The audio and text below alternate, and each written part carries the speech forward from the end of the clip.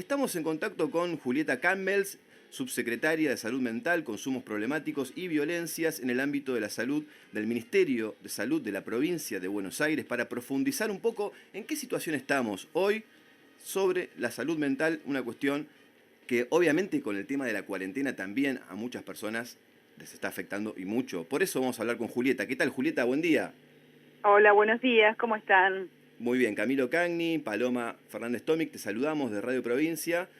Bueno, y queríamos primero empezar a consultarte. Desde la subsecretaría ustedes publicaron, ¿no?, materiales con recomendaciones, herramientas orientadas Sí, al cuidado de personas con discapacidad en el marco de la pandemia sobre todo.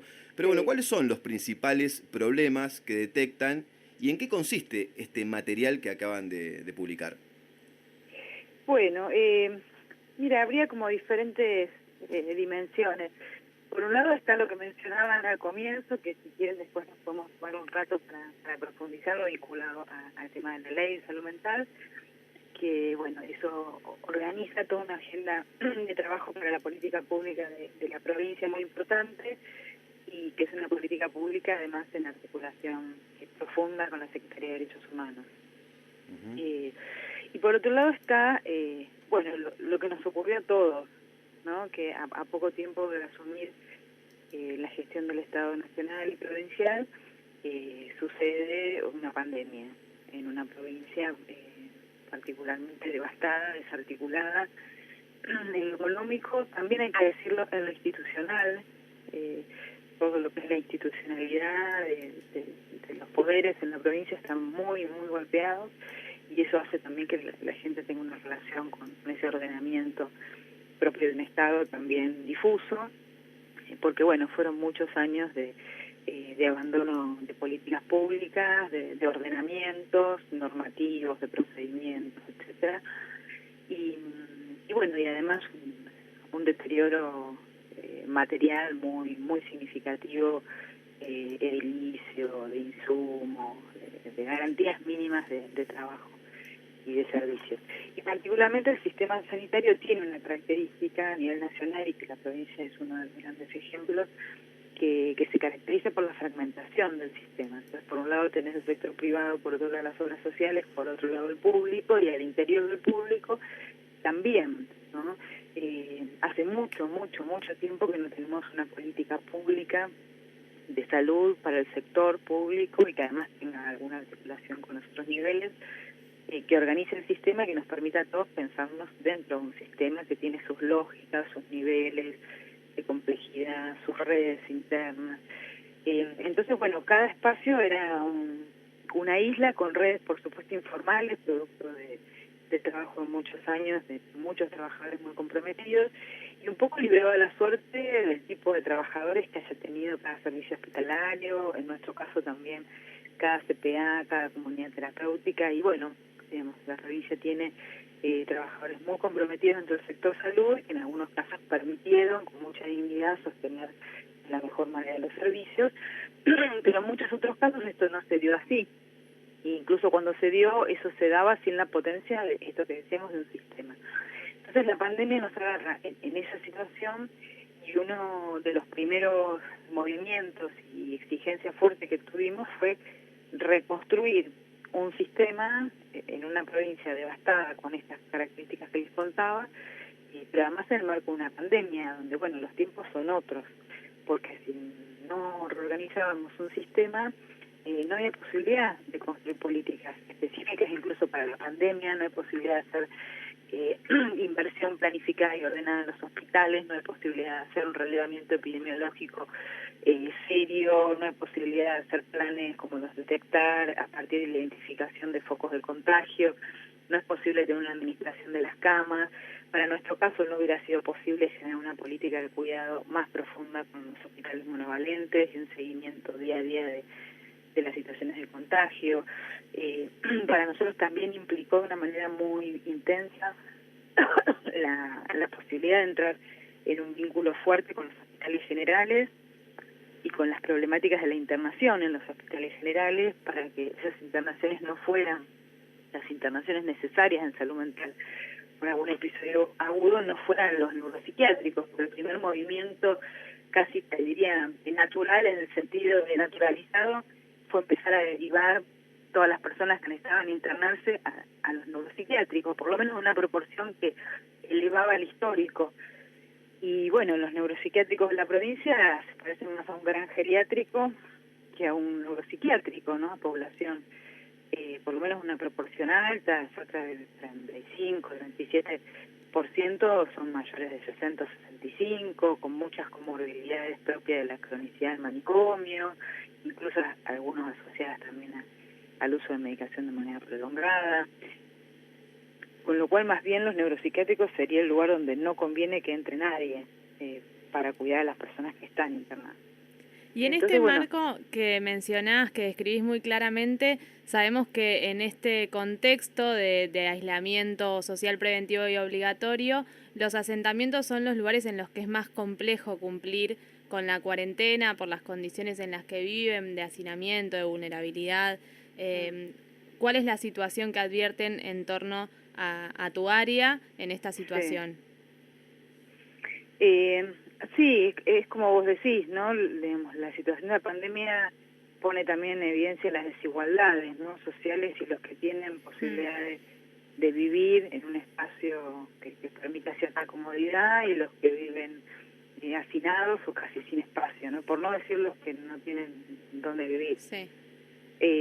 Lo mismo los que tienen cloaca y no tienen cloaca, ¿no? Los que tienen agua para lavarse las manos como necesitamos y los que no. Me parece por eso el presidente cuando dijo, ¿no?, que esta situación, tomando como ejemplo el barrio azul de Quilmes, nos pone de cara, ¿no?, ya sin ninguna posibilidad de mediación a lo profundo de la desigualdad, y que esto tiene que ser no solo, digamos, para cuidar más en este contexto, sino también para avanzar en una agenda de equiparación de derechos. Creo que esa es parte de la clave. Pero bueno, los sectores populares, primero hay que decir que el mayor nivel de contagio no viene en los sectores populares, a diferencia de como imaginaríamos, ¿no? Aproximadamente el 18% de los contagios hoy tienen que ver con barrios populares, lo cual habla de un esfuerzo enorme que están haciendo los sectores populares por, en esas condiciones que decíamos. Por supuesto no son todos asentamientos, ¿no? Los barrios populares incluyen también edificaciones más digamos, más precarias o condiciones más humildes, pero no necesariamente asentamientos, o villas, pero bueno, habla esa cifra de un esfuerzo muy importante, un nivel de responsabilidad muy grande y un deseo muy grande por cuidarse y por preservar la vida, junto al acompañamiento del Estado en, bueno, el IFE, pero también el Ministerio de Desarrollo Social de la provincia está haciendo un trabajo muy grande de acercar comida, de acompañar y poder, digamos, sortear las necesidades de la gente, hasta incluso en muchos casos casillas de madera, casas de madera fabricadas, pero casas que yo he visto en primera persona hacer llegar a los barrios. Y de hecho hay el hábitat del Ministerio de Desarrollo está generando algún desarrollo en algunos barrios populares. Entonces, bueno, sí, se genera una desigualdad muy grande. Para la clase media también es muy difícil imaginarse cómo es vivir, ¿no?, en las condiciones en las que viven muchos ciudadanos de la provincia, pero bueno, la gente hace esfuerzos muy grandes por cuidarse, y el resultado que les decía me parece que nos lo muestra, ¿no?, junto con la presencia del Estado. Nosotros, de la subsecretaría, tenemos como dos niveles de trabajo. Uno es cómo garantizar la continuidad de la atención de las personas que necesitan atenderse en hospitales, en los CPA de la provincia de Buenos Aires, las comunidades terapéuticas, los centros de día siguen en funcionamiento con esquemas digamos, adecuados, con guardias y atención telefónica. También tenemos un 0800 que después me gustaría dejarles para todos aquellos que necesiten hacer alguna consulta por salud mental, para sí mismos o para otros. Y acá van las consultas de personas que están muy angustiadas, de personas que están consumiendo mucho y esto ya está generando un problema en su vida, personas que están muy tristes, personas que se empiezan a sentir muy irritables o con posibilidad de cuestiones de agresividad, preocupaciones sobre los hijos, en los vínculos, entre padres e hijos, entre los vínculos, entre parejas. todas esas situaciones configuran situaciones donde se puede pensar desde una asistencia a salud mental, si fuera el caso que se necesita, y también un acompañamiento, ¿no? Que es otra manera en que el campo de la salud mental puede acompañar esta situación. Sí, Julieta, Entonces, otra de las cosas que también nos preocupan muchísimo tiene que ver con cierto aprovechamiento político, ¿no?, que se hace de esa situación. La situación que está generando, digamos, el aislamiento, ¿no?, desde la otra vereda, por supuesto. Ya desde hace un tiempo veíamos en ciertos medios de comunicación que intentaban instalar a la angustia como un eje de la cuarentena en nuestro país, ¿no? El jueves pasado veíamos la violencia de los anticuarentena. ¿Qué opinión te merecen este tipo de manifestaciones que realmente son muy violentas, ¿no? Pero es, me parece a mí un grupo muy pequeño, pero cómo se magnifica esto a través de los medios de comunicación y qué efecto puede generar en toda la sociedad? ¿Qué pensás respecto a esto? Mira, no, la pregunta que haces es muy importante porque, a ver, hay un sector político claramente que refleja más la posición de otros países, los gobiernos de otros países, Estados Unidos, Brasil, de anti-cuarentena, digamos, ¿no? Pero porque es equivalente a una mirada de anti-Estado. Y bueno, habemos muchos otros, todo el Estado argentino, todo el Estado provincial, que estamos convencidos de que no solo es indispensable, sino que además es una responsabilidad legal, ética, política, generar medidas de cuidado. La angustia tiene que ver con la pandemia, no con la cuarentena. La cuarentena es el único remedio que encontramos para paliar un poco la enfermedad. Sí. Es una enfermedad que no tiene solución. Si no estuviera la cuarentena, yo no tengo duda de que nosotros tendríamos 4 veces más de llamados al 0800, tendríamos las guardias de los hospitales más concurridas, y nosotros tendríamos que estar desplegando no solo los equipos de salud mental de los hospitales para acompañar los enfermos y los familiares de los muertos, sino decenas y decenas de equipos más que estén en los cementerios acompañando a los familiares que no pueden entrar al cementerio a ver a sus muertos. Entonces, acá la angustia tiene que ver con la pandemia. Nos gustaría a veces pensar que la angustia tiene que ver con la cuarentena, ¿no? Porque también construye la ilusión de que si levantás la cuarentena te liberaste de esta maldita pandemia, ¿no? Se desplaza la pandemia a la cuarentena. Entonces ahí me parece que se combina un sector político con una clara intención de ir hacia Brasil, de ir hacia Estados Unidos, como posiciones del Estado, ¿no? Un Estado negligente y aparte estados que demuestran el desprecio por la vida humana, ¿no? El desprecio por la vida humana. No sé si se deben acordar seguro esa frase que Alberto dijo en aquella conferencia de prensa: la libertad la gozan los vivos, ¿no? Y acá estamos luchando porque nuestro pueblo tenga menores porcentajes de muertos para que más personas vivas gocen la libertad, cuando podamos gozarla de una manera más plena, ¿no? Porque de hecho libres somos al punto en el que esta cuarentena se sostiene con la voluntad popular, ¿no? De las personas de quedarse en sus casas. Acá no están las casas con un gendarme en la puerta con una itaca para que no salgan, ¿no? La gente está sosteniendo eso, entonces también merecería un poco más de respeto.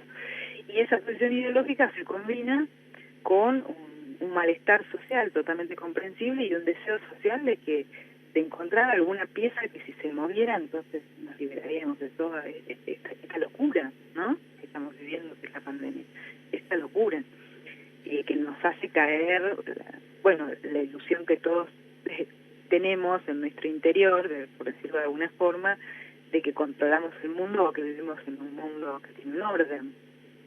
Y esta situación de la pandemia nos muestra que no, que eso es más una ilusión y que a la vez estamos en una situación completamente disruptiva, inesperada, imposible de haber previsto, imposible de solucionar en lo inmediato. Entonces solo quedan medidas de cuidado, ¿no? Cómo transitar todo esto con el mayor...